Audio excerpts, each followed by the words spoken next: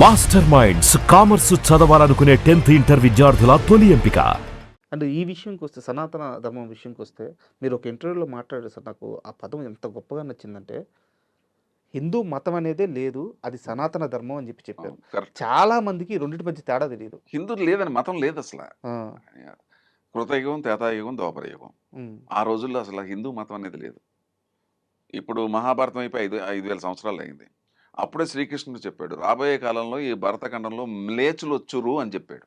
Sir అక్కడి నుంచి downfall 2,000 సంవత్సరాల నుంచే మనకి ఈ ఈ దండయాత్రలు చేసేటప్పుడు దాన్ని ఏంటంటే అలా అలాగా మెల్లగా మనకి ఏదో పెట్టాలి కాబట్టి అంతా మనం హిందూసే కానీ హిందుస్థాన్ నుంచి హిందూ మతం అట్లా హిందూ వచ్చిందే మన సనాతన ధర్మం ఏం చెప్పిందంటే అప్పుడంతా కృతయుగం కాదు, ఈవెన్ మహాభారతం అయిపోయిన 2-3 వేల సంవత్సరాలు కూడా సనాతన ధర్మే. మనం సనాతన ధర్మం ఏంటంటే ఉదయాన్నే లేవాలి, స్నానం చేయాలి, తల్లిదండ్రులు మాతృదేవోభవ, పితృదేవోభవ, ఆచార్య దేవోభవ, తల్లి దైవం, తండ్రి దైవం, తర్వాత గురువు దైవం, నెక్స్ట్ తర్వాత అన్నీ చెప్పేవారు.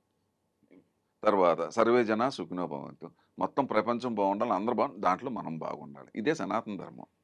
తర్వాత ఎవరికి హాని చేయకూడదు, పశుపక్షులను కూడా మనం పోషించాలి. ఏంటి పశువులను కూడా మనకి ఆహారం, మనం వాటికి ఆహారం పెడతాం, అవి మనకి ఇంటని ఇస్తాయి. తర్వాత ప్రకృతి మన దైవం అని మనం ప్రకృతిని ఈ హిందూ ఈ నవ్వుతారు, మీరు చెట్లు కూడా దండం పెడతారని. అజ్ఞానులు. నిన్నే ఎవడో పిచ్చిగా మాట్లాడాడు, ఎవరో కాదు, సరే మీ తోటి నట్టుడే కదా. ఏ మతానన్నా మనం గౌరవించాలి, అందరూ మన వాళ్ళే.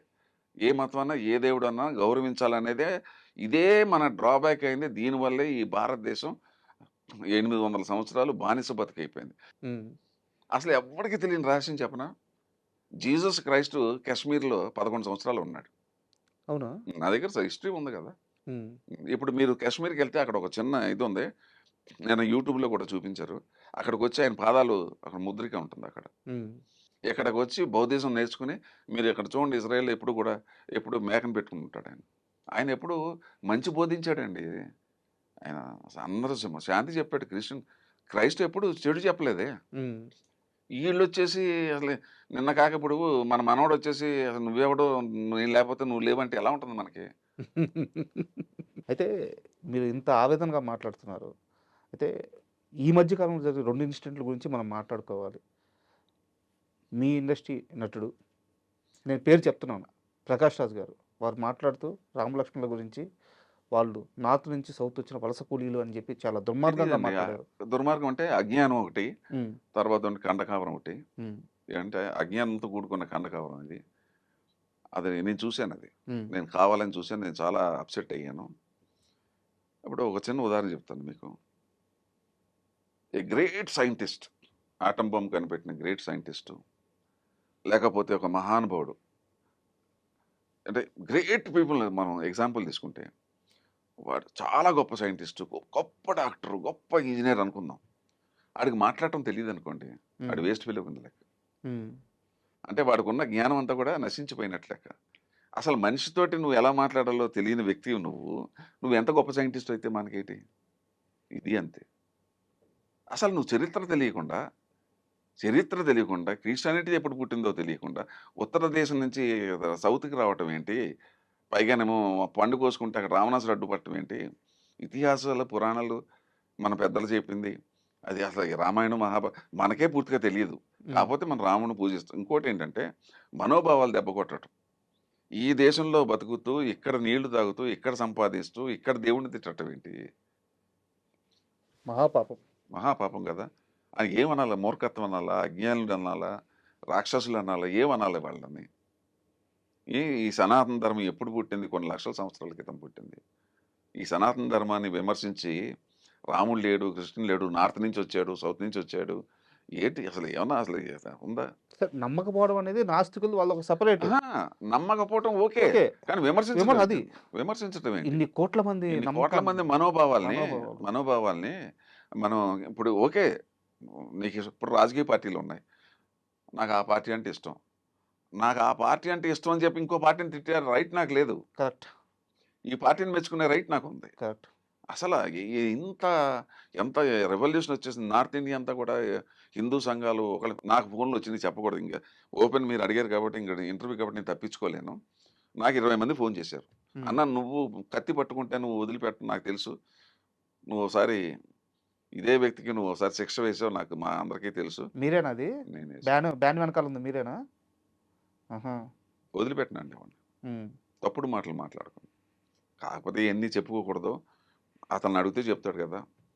మా ఇంటికి రావడం, నాతో సారీ చెప్పించితే అప్పుడు వదిలిపెట్టా. ఇండస్ట్రీలో ఎవరు దాని గురించి మాట్లాడలేదు. కాస్త వివరంగా చెప్పండి. ఆ బ్యాను. అది అయిపోయిందిలెండి. అయిపోయింది. గతం పాస్ట్ ఈస్ పాస్ట్. హ్మ్. జరిగింది. హ్మ్. జాతిని అవమానించాడు. హ్మ్. నేనప్పుడు మూవీ ఆర్టిస్ట్‌లో నేను ఇంకా వైస్ ప్రెసిడెంట్ కూడా కాదు. మామూలుగా మెంబర్‌గా ఉన్నాను అప్పుడు. అప్పుడొచ్చిన కొత్త హైదరాబాదు. హ్మ్. అందరిని అడిగాను. ఎవడు పట్టించుకోవట్లేదు. హ్మ్. ఏంటి పట్టించుకోరా? జాతిని, ఒక తెలుగు జాతిని అంటే అందరిని అన్నట్టే కదా! అంతే. No. I won't Sivakrishna won't leave anybody like that. Hmm. I am going to take action. నాకున్న లీగాలిటీ, నాకున్న పొలిటికల్ జ్ఞానం లేకపోతే ఇంకోటి ఎక్కడ పెట్టాలో అక్కడ పెట్టా. హ్మ్. వచ్చాడా ఇంటికి? పెట్టిన తర్వాత మొత్తం స్తంభించిపోయింది. హ్మ్. మూవీ ఆర్టిస్ట్‌కి పని చేయడానికి అవకాశం లేకుండా పోయింది. హ్మ్. పాపం నాగార్జున అప్పుడు వైస్ ప్రెసిడెంట్ అప్పుడు. హ్మ్. ఏ మాటకి ఆ మాట. నాగార్జున అప్రిషియేట్ చేయాలి. ఆయన సపోర్ట్ చేశారు. ఆయన ఫోన్ చేశాడు. అక్కడ ఎక్కడో మాల్దీవ్స్‌లోనే ఎక్కడో ఉన్నాను. ఏంటి శివకృష్ణ గారు అట్లా జరిగింది. నేను ఉన్నది చెప్పాను. జాతిని అవమానించాడండి. పౌరుషం లేదంటే వదిలేద్దాం. హ్మ్. No, no, no, I won't even you please go. అబ్బా! ఐ డూ అప్రిషియేట్ నాగార్జున గారు. హ్మ్.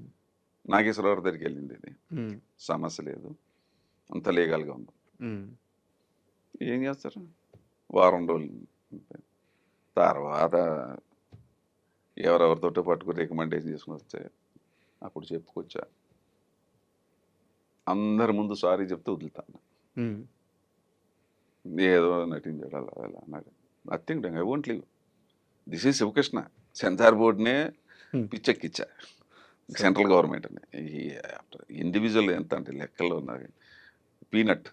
Super sir. అయితే అంటే గవర్నమెంట్‌లోనే నేను చేయలేనటువంటి పనులు సాధించానే సార్. కరప్షన్ మీద. ఇది ఎంత నాకు ఇది? ఒక ఇండివిడ్యువల్ ఎంత నాకు తప్పు కదా అది. సార్. అది అంటే సార్ చెప్పాడు సారీ అన్నాడు. హ్మ్. Okay. Now you can go head అన్నా. నాగార్జున ఫోన్ చేసి ప్లీజ్ గివ్ హిమ్ పర్మిషన్ అన్నాడు.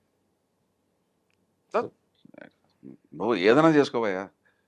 నువ్వు అసలు ఎవడు అసలు అసలు అసలు హిందూ ధర్మాన్ని హిందూ అంటే ఎవడు అసలు రాముడు ఏంటి? అసలు ఎటువంటి సాంప్రదాయాలు, ఎటువంటి మహానుభావులు, ఎటువంటి ఋషులు మనకున్న సాంప్రదాయాలు ఎక్కడున్నాయి? గడపకి రంగు పసుపు పూస్తాం క్రిములు రాకుండా. కల్లాపు జల్లిస్తారు. తర్వాత ఏంటంటే క్రిములు రాకుండా కాళ్ళు కొడుక్కోమని చెప్తారు. మాతృదేవోభవ, పితృదేవోభవ, ఆచార్యదేవ తల్లిదండ్రులు పూజించాలా. తల్లిదండ్రుల్ని మనం జీవితంలో వృద్ధాప్యంలో వాళ్ళని మనం చూడాలా. అందరిని అసలు ఏ మతంలో ఇయన్నీ ఎవడు చెప్పాడు? ఇవాళ చెకోస్లోవకియా, జర్మనీ, రష్యాకి ఎక్కడ చూసినా మీకు హిందూయిజమే. బయట దేశాల్లోనేమో మొత్తం అంతా హిందూస్ కింద మారుతున్నారు. హ్మ్. ఇక్కడేమో ఇక్కడ కన్వర్టెడ్ ఏమో ఇక్కడ తిడుతున్నారు. ఒక్కడు మాట్లాడడు. ఒకడికి పౌరుషం లేదు. అసలు హిందూ అనకూడదు గానీ మనకి పౌరుషాలు లేవు అంతే. That's the main drawback. తిరగబడొద్దు. నేను ఒక్కడిని తిరగబడితే ఏమొస్తుంది? ఇలా ఇంతమంది కలిస్తేనే కదా ఏదైనా జరిగేది. సార్. ఎవరికీ అది మన దగ్గర పెద్ద డ్రాబ్యాక్ ఏంటంటే, మనకెందుకులే. అరే! మనకెందుకులే ఈ దేశంలో ఈ పుణ్యభూమి, కర్మభూమి, వేదభూముల్లో పుట్టి మన మన మన జాతిని, మన గౌరవాన్ని, మన దేశాన్ని అవమానిస్తుంటే నీకు బాధ్యత లేదా?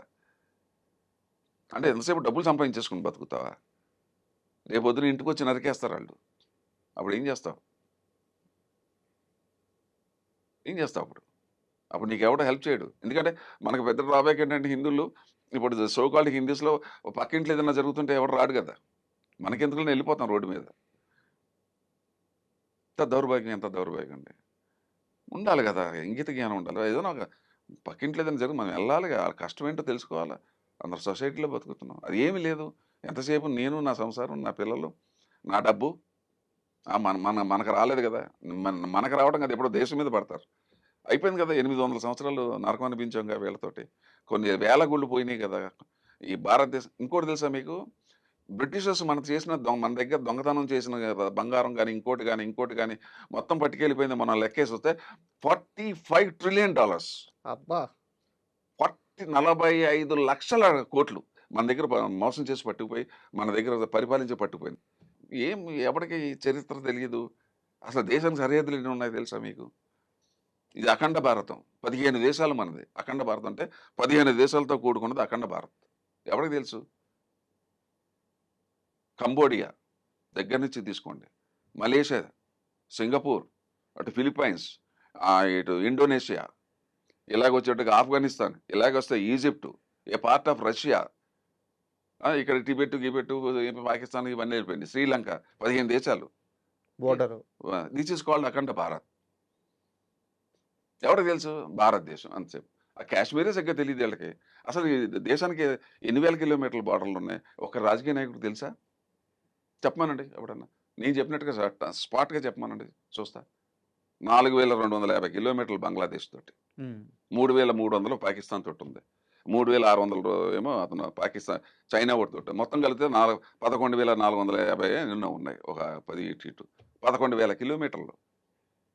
రా సరిహద్దులు తెలియదు, ఏమీ తెలియదు. రాజకీయం గురించి మాట్లాడతారు. ఏం మాట్లాడుతున్నారు మీరు? దేశ సరిహద్దులు తెలియని నువ్వు, అసలు దేశంలో ఎన్ని రాష్ట్రాలు ఉన్నాయో తెలియదు నువ్వు రాజకీయ నాయకుడు ఏంట్రా? అలా నాకు తెలియక అడుగుతా. అందరూ అని కాదు సుమా, మహానుభావులు, there are great people, great నాయకులు ఉన్నారు ఇక్కడ, అన్ని చోట్ల ఉన్నాను. బట్ మోస్ట్లీ మనం ఎక్కడ దెబ్బతిన్నాం? 60% ఈ టైప్ ఆఫ్ పీపుల్. ఆవేదన మీ అన్ని ఆవేదన అండి, ఇది నా బాధ అనిపించేస్తుంది కదా. ఎంత బాధ అనిపిస్తుంది. దేశ సరిహద్దులు తెలియదు, దేశం గురించి నువ్వేం మాట్లాడుతున్నావు నువ్వు? సమానత్వం అంటావు. ఏంటి సమానత్వం? ఎక్కడుంది సమానత్వం? What the hell you are talking?